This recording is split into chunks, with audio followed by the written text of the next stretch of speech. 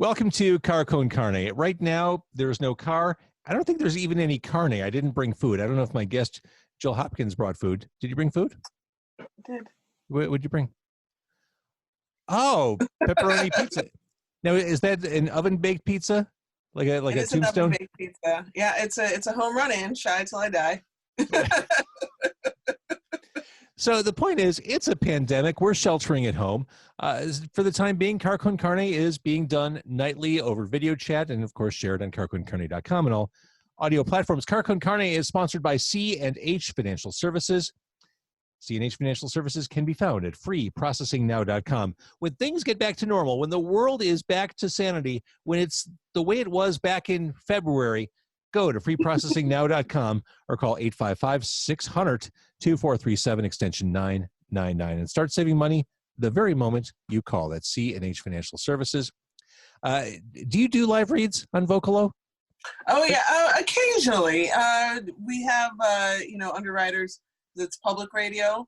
So every couple of days I get copy like that to read that we can, bop into wherever it needs to go. But sometimes if the board doesn't fire or whatever, and code decides to be an asshole like it does, yeah, sometimes I'm just like, the morning amp is brought to you by Mariano's or whatever the. I remember back in the day working at the old WKQX, and I did nights there, and my nightly show would have a sponsor, and if the information didn't make its way into the studio, I would just make stuff up. Like, tonight's show is sponsored by John Jones, the Martian Manhunter. John Jones, one of the original 7 members of the Justice League of America. He's green and he can turn invisible. I just, you got to kind of go with what you're given. I mean, if they don't give you the notes, what are you going to do? Right. You got to improvise. It's on you. Yeah. So Jill Hopkins is the host of the Morning Amp on Vocalo. For those who may not be as aware of what Vocalo is, explain Vocalo and its mission. Oh, man, I love to do it. Vocalo is an arm of Chicago Public Media. We are sister stations with WBEZ. So, imagine 2 sisters, and one of them is very studious and really into, her poli-sci degree that she's in. And then the other sister, who's a freshman when the big sister is a senior, is like, cool, that sounds awesome. I also like that, but let's party. That's very well said. I get what that is. Yeah, we call ourselves Chicago's urban alternative. So we play a lot of hip-hop and R&B and dance music, and we're kind of like the house music home in Chicago. But like you, we are dedicated to shining a spotlight on local music of most genres, and it's such a pleasure to do. And let me take this moment right now to blow some smoke up your ass, James Van Ossel. You are, quite frankly, one of the reasons why I do the job that I do. I really do. I can't thank you enough for just being a really dope radio host at a time where I was trying to figure out what it is I wanted to do with my life. Now, if I had figured it out years and years ahead of when I actually figured it out, maybe things would be different. But I remember winning concert tickets from you when I was in college, and it being the fucking coolest thing that's ever happened to me. Well, what'd you win? I want to say it was Super Drag. Nice. Yeah, maybe Super Grass. One of the super blank bands of the late 90s. Well, there was also Super Deluxe in that period, but my guess is it was probably, if it was mid-90s, you're looking at Super Drag, late 90s, you're looking at Super Grass. Yeah. As far as what we would have given away. And honestly, I didn't even get to go to the show because I had 4 jobs at the time. Sure. So you ended up going into radio. What else was percolating in your head? If you hadn't gone down the broadcasting track, what would you have done? I was tending bar, I was waiting tables, and that wasn't an unsatisfactory way of going through life. I thought for a minute that barber college would be fun. I love just the idea of a barbershop, just being a community hub and all that stuff. And I had this wild idea that I would start Remember when you could have, business ideas and like make a future? Like back in February? I know. I had this wild idea years ago of like a combination barber / tattoo / like bar / laundromat or something like that, where you could just like spend a whole Saturday and get all your shit taken care of. Here's the interesting thing we're learning about you. You're the host of Morning App, as I established. Had you not gone down that road, you're talking about being a bartender or a barber. Both are vocations that require you to have an interest in other people and talking to other people. It's probably no accident that you're doing radio right now, because your other options were community-based, talking to people, learning about them. You have to have the gift of gab to do either, or at least do either well. You can be the best hairstylist in the world, but if you can't engage your customers, they're not coming back. That's true. And I really, I do enjoy this time that I'm having at home and everything like that, which is a luxury. I have a job that I can do from here. Surprise. That was my next question. You're doing the Morning App from your house. Yeah, it's not live necessarily though. So we're doing what they call voice tracking. I'm sure you're familiar, where I am recording 95% of the show. Like tomorrow's Thursday, I've already recorded 95% of it. Tomorrow morning at like 6 or so, I will wake up and check the news feeds and record a couple of news updates to pop in to the broadcast. Because everything else, like the music that we're playing and some of the pre-recorded stories that we've got from WBZ are already there, already exist in the world. But the last thing I want to do is read news at 6 p.m. on a Wednesday that's supposed to be applicable at 8 a.m. on a Thursday. And I'm sure there used to be a time where you could do that, but now everything changes so quickly that I can't, and I won't take the chance of being behind. So yeah, it's a new process, that's for sure.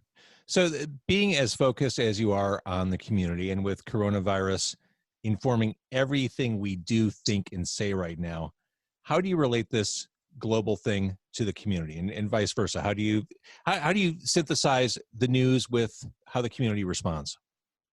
I think most importantly, the thing that Vocalo is doing, WBEZ is definitely focused on just making sure that information is accurate and truthful from like the CDC and the WHO and all that stuff. And on my show, I'm very lucky in that I get to still play music and still be kind of jovial about things, because people need a respite from the news. But when we're talking about the community and all of this, it's not to sound trite or flippant or anything, but we look to Mr. Rogers in these times, and we look for the helpers. So it is our job to, at the top of each hour, to make sure that you have facts and science and all of that stuff, but also to make sure that if you are looking for the helpers, that there's a place to find them, or if you want to be one of the helpers, that there's a place for you to go and do that. And that comes in many forms. We're not all doctors. We're not all, out here delivering food to the community, but there's a lot of things that we can all do to make sure that our communities on a micro level are doing well, but that we as a city on more of a macro level are also taking care of each other, because it's as the mayor and the governor said earlier this week, we can't depend on federal help or federal information. So we really have to kind of get down to it neighborhood by neighborhood, street by street. And if I can help in any way, it's my pleasure to do. Let's talk a little bit about music for a second. You mentioned house and supporting local music. I think it's almost a civic responsibility for those of us in media, in some way, shape, or form, to represent those sounds that define Chicago. I don't really have an outlet to talk about the blues other than the podcast, but every chance I get, I'm happy to do so. How house is such a big part of this city's identity for the past 40 years. I mean, it's since, I want to say, the day after the disco demolition. So 1977. Yeah, 1979. That was the summer. That's what it was, yeah. 79. Yeah, that was the summer I was born. So my mom has very, very tight recollections of what that day was like on the south side of Chicago. Oh, I'm sure. So Yeah. what else? I admittedly have a blind spot to a lot of the local urban stuff. I'm in kind of my indie rock bubble. What are you hearing that I should be hearing that other people should know about locally? I'll tell you what, James Van Osel. I know what you like, and I like that stuff too. So I feel especially prepared to send you in some quality directions. Please. Air Credits are something that we're really listening to. They're a duo, and usually a MC and a DJ is not like the most exciting thing in the world, but this is Steve Sleeve from the Hood Internet, Steve Rydell, who is one of my favorite folks, and he's joined by another one of my favorite folks, Clinton Sandifer, who is Show You Suck when he is rapping. These two guys are great any day of the week, but they have given themselves a 6 EP project called Wasteland Radio, wherein they have created a dystopian future where everything is just dried up and hopeless. And the only hang on, is that dystopian future? Is it better than the current dystopian future? I need to figure out which one I want to choose. Well, here's the thing. So it's a concept, right? It's 4 EPs. They're on EP number 4. And the concept is that, so all music has been wiped out. And there's this radio station where people can call in and request songs that they think they know, songs that they remember. And it's up to them to describe it to Air Credits. And then they do their best job of recreating it. So you're hearing recreations, I'm doing air quotes, recreations of songs that have never existed, done by this hip hop group. Yeah. And it's so amazing. Like, the EPs are fantastic. The live shows are somehow even more so. And it's interesting and hard-edged in that way that I think that you'll really like. And they're from Chicago. Air Credits. Wildly creative stuff. Wildly creative stuff. And that's the thing about Chicago, right? Everybody's so creative. It's annoying. That is the thing about Chicago. It is impossible to say, oh, well, that's the Chicago sound. Because this sound includes Americana. This city includes house. The city includes hip hop. The city includes punk rock and industrial and every conceivable genre, and really great examples of each. Yeah, I, the other day, found myself queued up to watch a DJ set from Lawrence Peters doing his Country My Way set. And then later that same night was Jesse De La Pena doing like a house and freestyle set. And I'm just like, do other cities get to have this?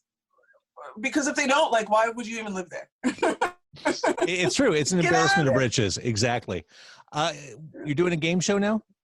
I am doing a game show. Explain. So I don't know if you're familiar with kind of the British style of panel game shows. It's a very unique format where the host has teams of 2 or maybe 3 teams of 2 to other side, and you're asking questions, and the answers are there, but it's so much more inconsequential than the conversation, than the jokes, than the banter. This isn't like a Jeopardy question and answer or answer and question format. I'm lucky. It's called Pop Quiz Hot Shot. We had been we'd had a couple of shows at the Cards Against Humanities Theater here. Which is a really cool facility. It's such a cool space, but it's really difficult to observe the 6 feet away from another person. Yep. Thing there. True story. So Pop Quiz Hot Shot is me hosting with 2 teams of 2 and with a theme that is the overarching, question generator for the show. And with each question, I give each team some time to kind of hash it out between themselves. And the teams are made up from, because we're in our baby stages, and we are picking from the funny people that are closest to us.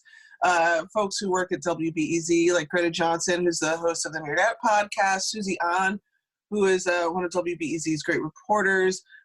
We've had this Sunday, we are having Trisha Bobita, who is the host emeritus of the Nerdette podcast. We have Julia Weiss, who is the head writer at Cards Against Humanity.